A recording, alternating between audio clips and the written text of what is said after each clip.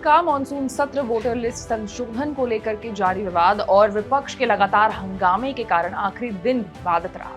लोकसभा में कार्रवाई शुरू होते ही शोरगुल और नारेबाजी हावी रही, जिस वजह से स्पीकर ओम बिरला को पहले कार्रवाई को दोपहर 12 बजे तक स्थगित करना पड़ा और बाद में पूरे सत्र को अनिश्चितकाल के लिए समाप्त करने की घोषणा करनी पड़ी।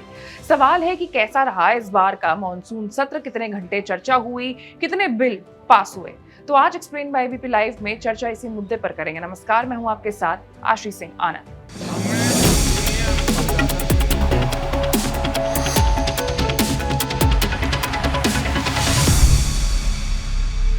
सत्र खत्म होने पर स्पीकर ने सदन में अब तक हुए कामकाज का ब्यौरा भी दिया है। उन्होंने बताया है कि इस मॉनसून सत्र के दौरान कुल 14 सरकारी विधेयक लोकसभा में पेश किए गए, जिसमें से 12 विधेयकों को पारित करने में सफलता हासिल हुई।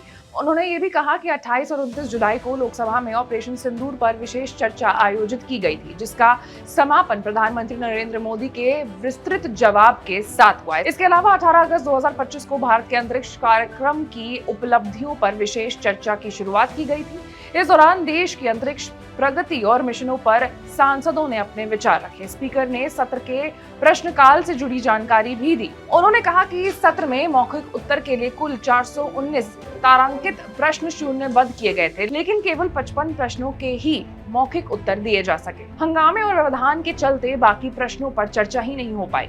ओम बिरला ने खेद जताते हुए कहा है कि सत्र की शुरुआत में सभी दलों की सहमति से ये तय किया गया था कि लोकसभा में 120 घंटे चर्चा होगी। बिजनेस एडवाइजरी कमेटी ने भी इस पर सहमति बनाई थी, लेकिन बार बार के नियोजित व्यवधान और गतिरोध के कारण कुल मिलाकर के केवल 37 घंटे ही चर्चा हो पाई। उन्होंने कहा कि ये स्थिति लोकतांत्रिक संस्थान की गरिमा के अनुकूल नहीं है। उन्होंने कहा कि संसद परिसर में लगातार नारेबाजी, तख्तियों को लेकर के प्रदर्शन और विवाद की योजना बनाई गई।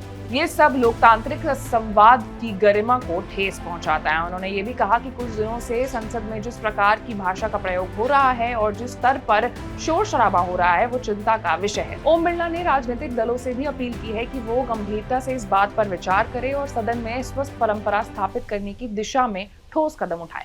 अब 120 घंटे होने वाली जो बहस थी वो सिर्फ 37 घंटे तक ही चली और संसद ठप हो गई। वहीं अब इस पूरे मामले पर यह सवाल भी खड़ा होता है कि पूरा जो सत्र चला है, कार्रवाई जो हुई है, उसमें कितने रुपए आखिर खर्च हुए हैं। तो मीडिया रिपोर्ट्स के अनुसार भारतीय संसद की 1 मिनट की कार्यवाही पर लगभग 2.5 लाख रुपए खर्च होते हैं। इसका सीधा मतलब ये है कि 1 घंटे में करीब 1.5 करोड़ रुपए और पूरे दिन में संसद सत्र की कार्रवाई पर 9 करोड़ रुपए तक खर्च किया जाता है। हालांकि ये आंकड़ा अनुमानित है, क्योंकि सरकार की ओर से इन खर्चों पर कोई आधिकारिक रिपोर्ट जारी नहीं की जाती है।